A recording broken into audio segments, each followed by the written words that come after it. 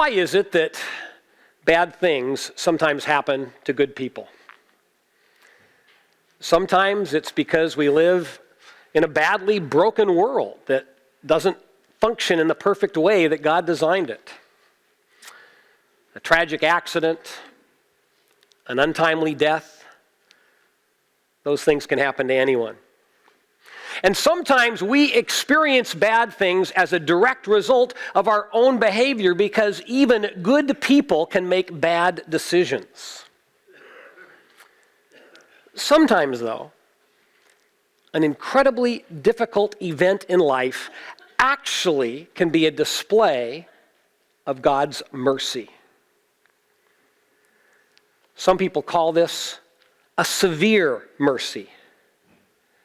It's severe because it's hard, and yet it's mercy because it is an expression of God's love. And here's an example of that. At our last church, there was a married couple named Eddie and Ginger. Ginger was a devoted follower of Jesus Christ, and Eddie was not. And Ginger prayed for Eddie and shared her faith with him, but Eddie simply wasn't interested. And then Ginger became chronically ill. And after a battle that lasted several years, Ginger died.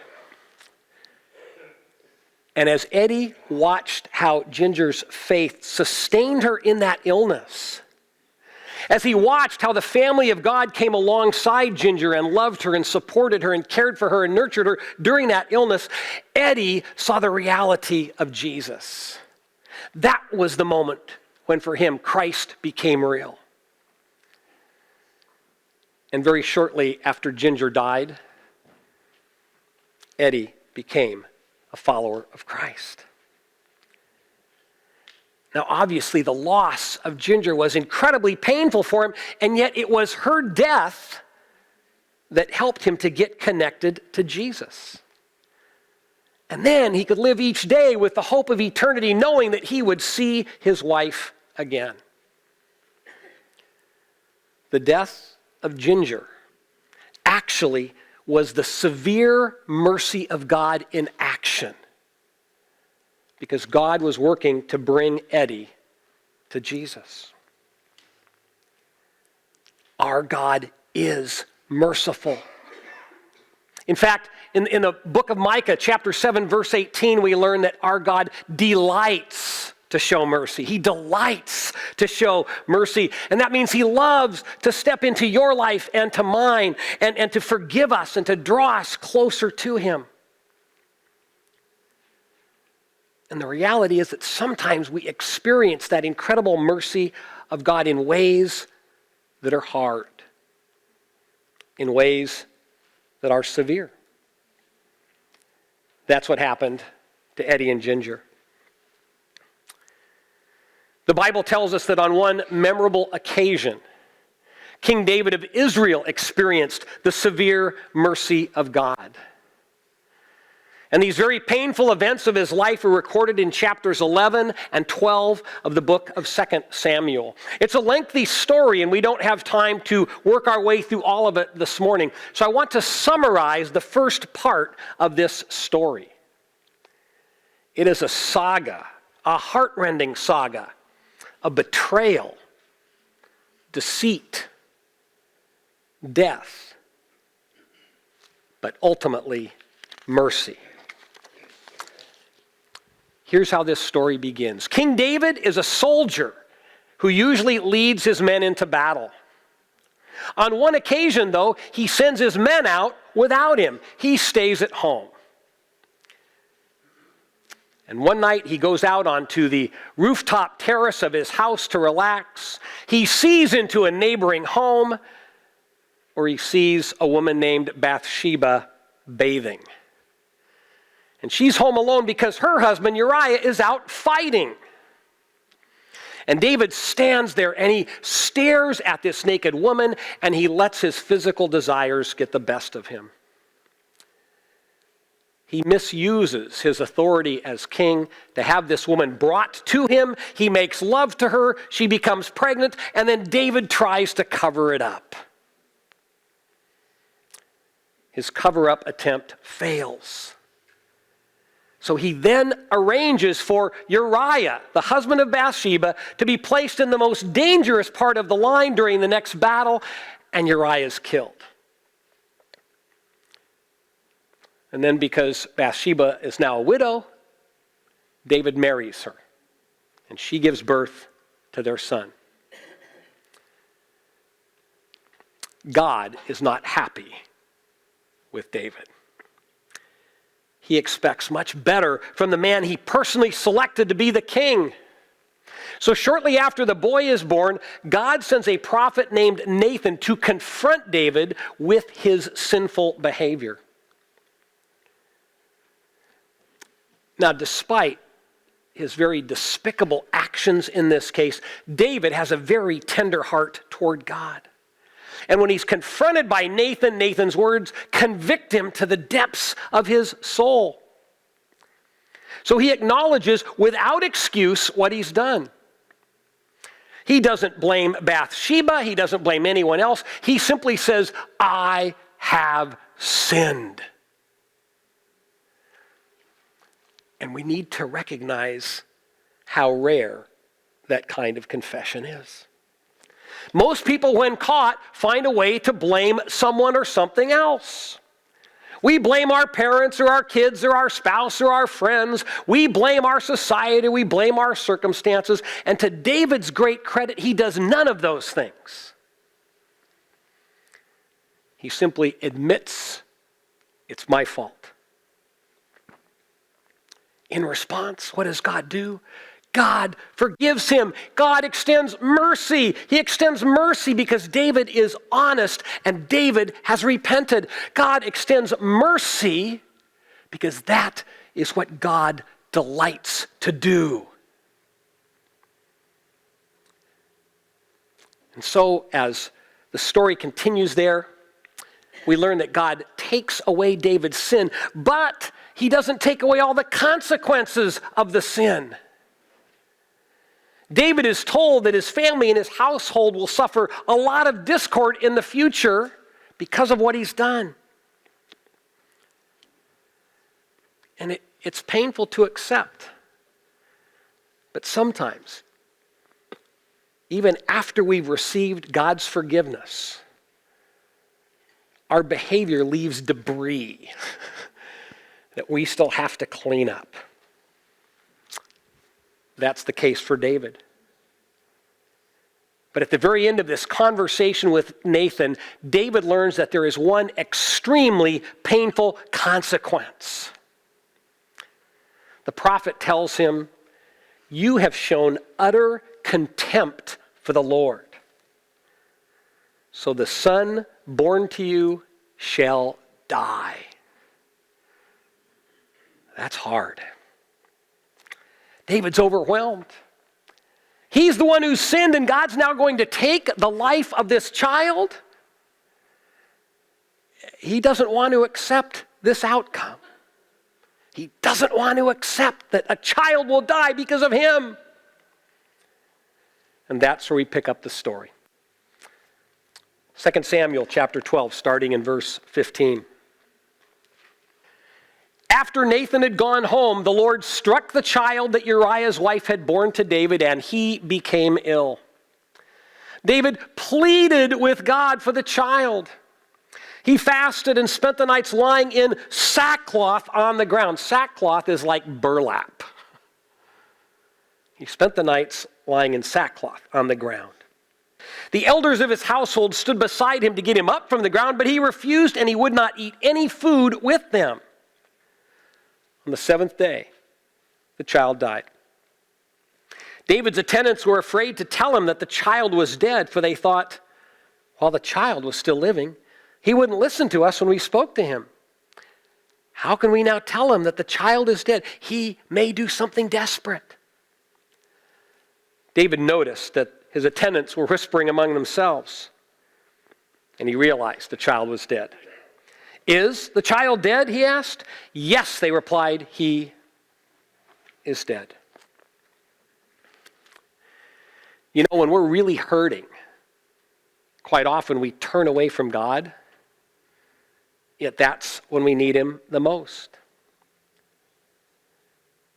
David realizes he cannot run away from the problems that he's caused. He realizes he can't turn away from God in this moment, so he turns toward God and he fervently prays for mercy.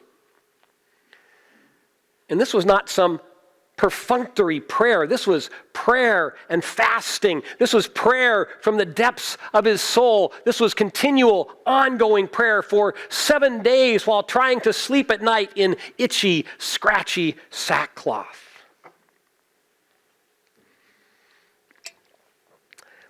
It's fair to ask, though, why is David even doing this? Nathan already said the boy's going to die. So what's the point of praying? Here's what I think. David knows that God is incredibly merciful. God's already shown amazing mercy by forgiving David for what he's done. And so he calls upon God, hoping that God will extend mercy toward his son. And when you're broken and filled with despair, what does a prayer like that look like? What words do you use to come before God? In this case, we know, because Psalm 51 is a prayer that David wrote down during this week of fasting. And it's a prayer that speaks to the universal problem of sin and the universal need that we all have for God's mercy. And so I want us to look at a portion of David's prayer, and I'd like for us to read this aloud together and offer it as our own prayer. Read with me, please. Have mercy on me, O God, according to your unfailing love. According to your great compassion, blot out my transgressions. Wash away all my iniquity and cleanse me from my sin. For I know my transgressions, and my sin is always before me. Against you, you only have I sinned, and done what is evil in your sight. So you are right in your verdict, and justified when you judge. My sacrifice, O God, is a broken spirit. A broken and contrite heart, you, God, will not despise. In moments like this, we need to be painfully honest with God. And that's what we see in David. David prays and holds nothing back, and he confesses that he's to blame and that God is blameless. And he acknowledges that whatever God decides, whatever God chooses to do, will be right and will be just. All David can do is admit his brokenness and express hope that God's mercy will cover the debris of his misbehavior so that his son's life will be spared.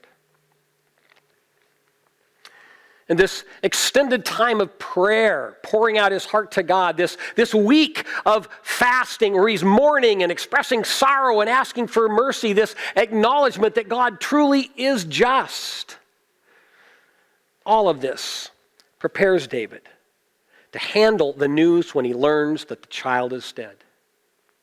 Because he has fasted and prayed, he's able to accept God's difficult decision, as we see next. Continuing on in 2 Samuel verse 20. Then David got up from the ground.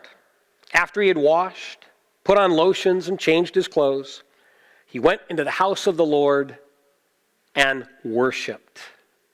He worshiped. Then he went to his own house, and at his request they served him food, and he ate. His attendants asked him, "Why are you acting this way? While the child was alive, you fasted and wept. But now that the child is dead, you get up and eat." He answered, "While the child was still alive, I fasted and wept. I thought, who knows? The Lord may be gracious to me and let the child live. But now that he is dead, why should I go on fasting? Can I bring him back again?" Listen to this next line. "I will go to him, but he will not return to me." Then David comforted his wife Bathsheba, and he went to her and made love to her. She gave birth to a son, and they named him Solomon. When David confirms that his son, in fact, is dead, he breaks his fast. And his attendants, they think he's got it exactly backwards. They think he should have eaten while the child was ill and then fasted as an act of mourning after the child had died. And why is it that David did the opposite? It's because he wanted to mourn his sin and the consequences of his sin. And he wanted to plead for mercy with God. He wanted to spend time in the presence of God. And because he did so, he's able to accept the outcome. And somehow in this process, he even gets a glimpse of eternity for comfort. He knows that this boy will not come back to life,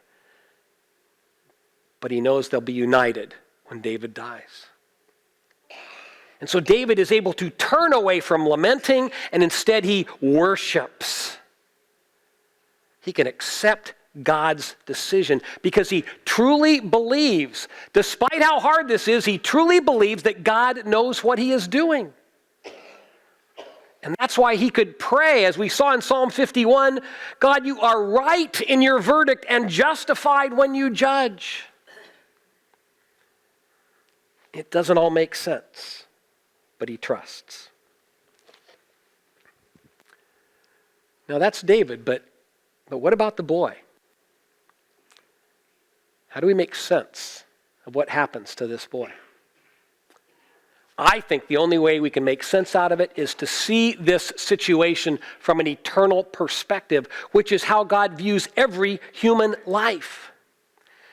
And so I believe that this innocent child, when he died, he was immediately taken from this earth into heaven and into the very presence of God. And I believe this because, as the Apostle Paul writes in 2 Corinthians 5:8, to leave our body behind in death is to be at home with the Lord. And I believe that's what God does with this boy.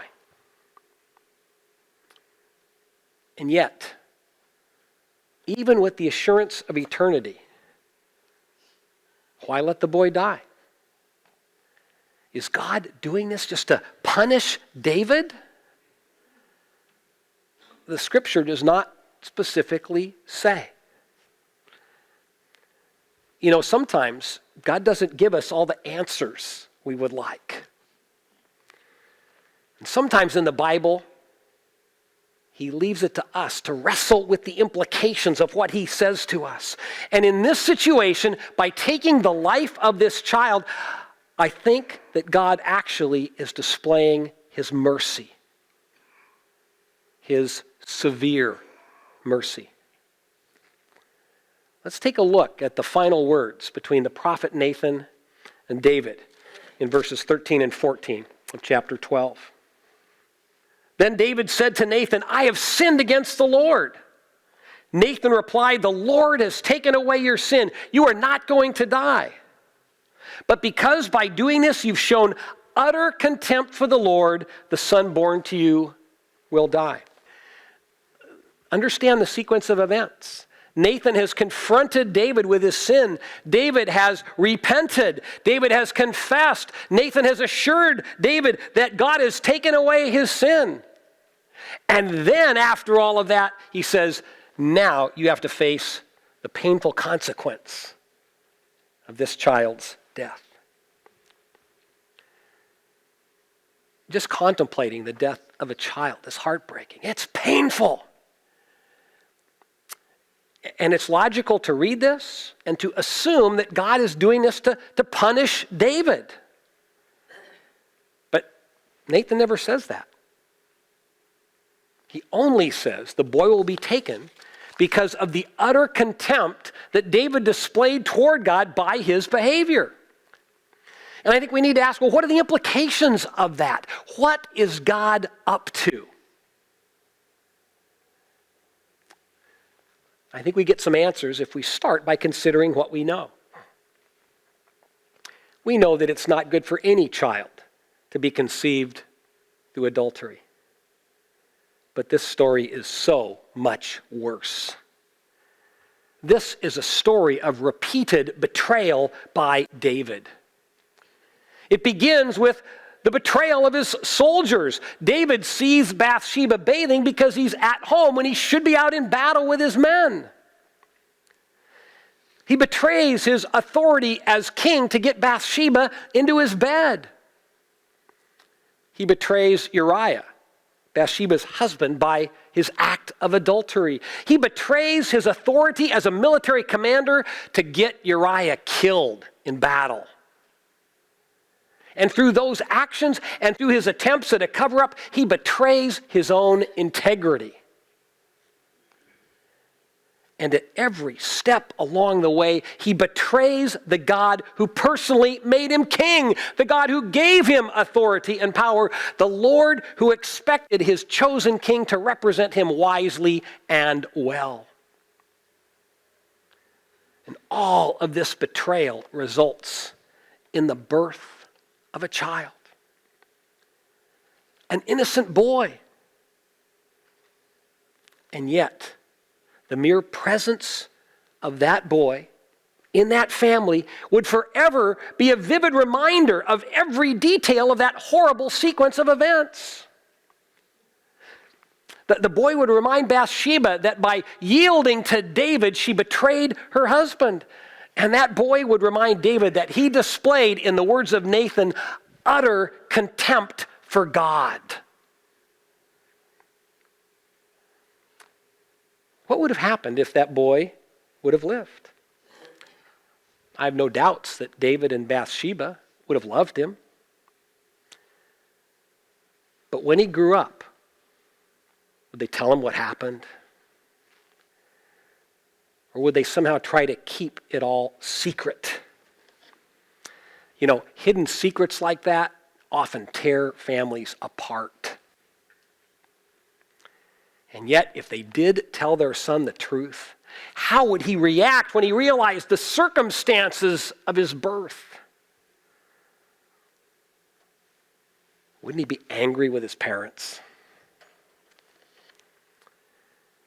You see, based on what we know, and what I think are some logical inferences, I don't believe the future bodes well for this boy and for this family. And so I reflect back on David's prayer. Have mercy on me, O God, according to your unfailing love. I think God actually answered that prayer, just in a very different way than David expected. Obviously, the pain of losing this son is great, and yet I think the pain of his daily presence would be far greater. Very painful for the parents and extremely painful for that boy. Removing the child from the family spares the family from an ongoing wound. It allows the boy to immediately experience the joys of heaven, and it allows David and Bathsheba to be healed and to move forward into the next season of life. It allows them to experience God's forgiveness without a painful reminder of the past. So I think it makes sense to view this death as an act of mercy. But it only makes sense when we see it from an eternal perspective. And then obviously no child can replace another child, and yet God quickly gives David and Bathsheba another son. A son that this time is the result of their marital union rather than their one-night stand. And that's another act of mercy. David messed up big time. In the aftermath, he brought his broken heart and his broken spirit to God, and God responded with mercy. A severe mercy, to be sure, but mercy nonetheless. Because our God delights to show mercy to his children. And when we're able to understand the severe mercy of God, I believe we then can embrace his love in a fuller, broader, richer, and deeper way.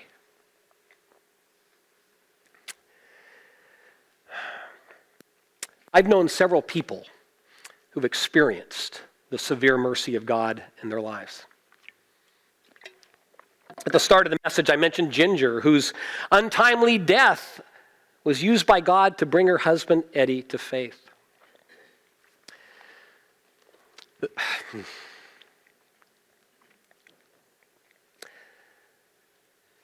The man who marked me most deeply, though, was a guy named Martin.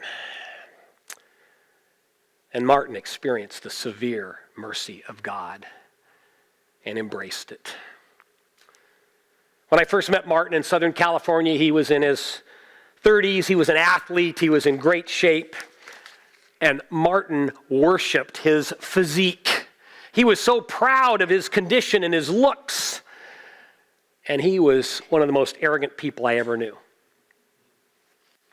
So he was a man who was full of pride, who idolized his body, but it was an empty shell. Inside, he was empty. And that emptiness led him to Jesus.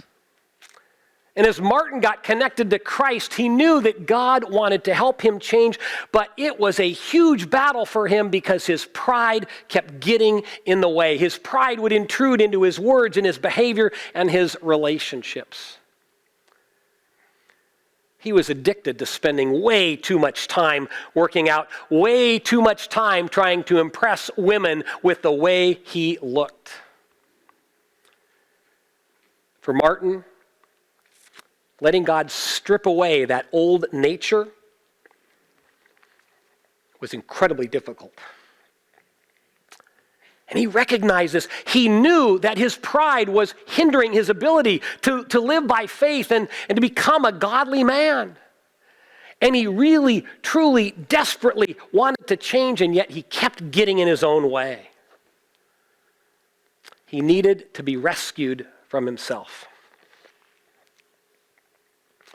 And one day, full of despair, Martin cried out to God.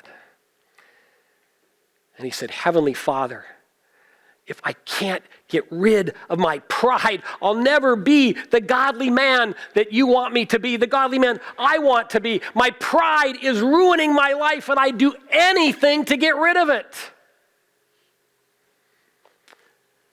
Heavenly Father, please do whatever it takes." And that was a very sincere prayer. And he meant it. And God knew it. And within just a few months, Martin was diagnosed with ALS, Lou Gehrig's disease.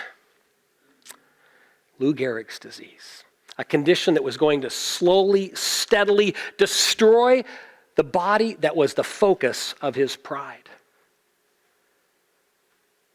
That was hard. That was devastating. But you know what? Martin received it as an answer to his prayer.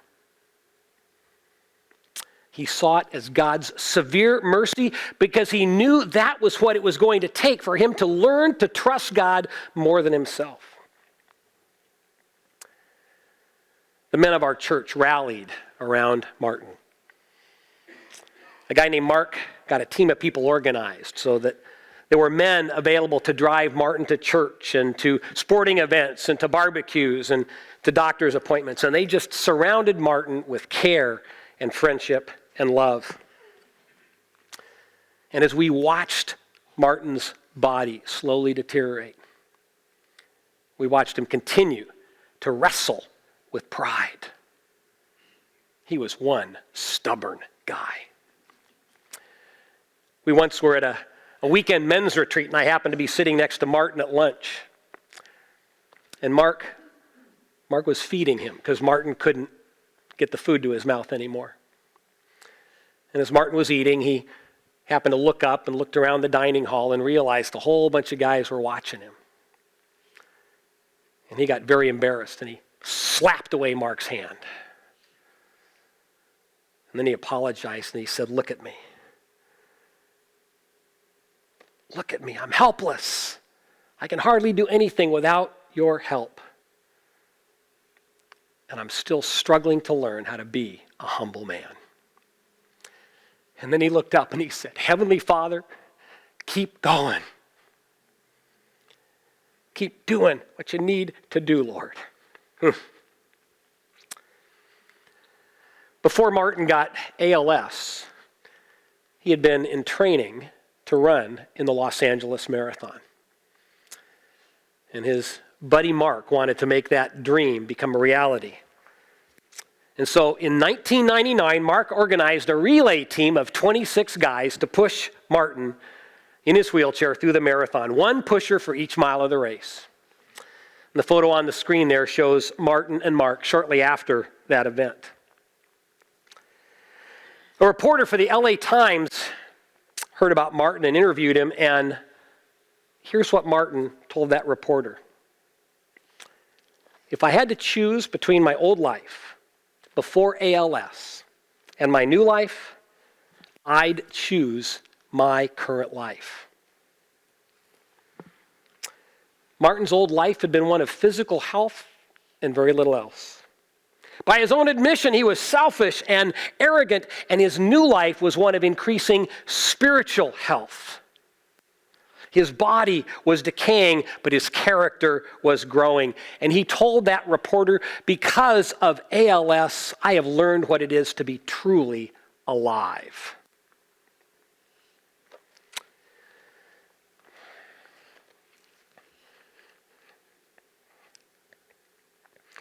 Martin died in April of 2000. He was 40 years old. And he died 1 month after being pushed through his second LA Marathon. Pushed by Mark and the team of guys. Martin's story just marks me on so many levels. He was transformed by the severe mercy of God. It was severe because it was hard, it was painful, but it was merciful because it drew Martin ever closer to God. And Martin was able to accept his failing body because his mind and his heart and his soul were more alive than ever. And he knew that eternity was ahead. Eternity in the presence of a merciful God who had shown him some tough love. And who had taken an arrogant, self-centered man and transformed him into a gracious, humble follower of Jesus. God's severe mercy is a reminder that he operates beyond the limits of human time. And Martin understood that. Ginger and Eddie understood that. King David understood that. They all trusted that God was working out his purposes for them so that they could experience his loving mercy in this life as they waited for the reality of the life to come. There's some great wisdom here for us. Whenever we go through hard times, if you're like me, the first reaction is to whine and moan and complain. Or we might somehow think that God is punishing us. But I think this story from the Bible, this story of King David and the son who died, encourages us to look deeper and to see if perhaps in the midst of our own hard experiences, God may not be punishing us. God might actually be choosing to display his loving mercy to us. A severe mercy. Because in good times and in bad times, our God delights to show his mercy. That's the promise to which we hold.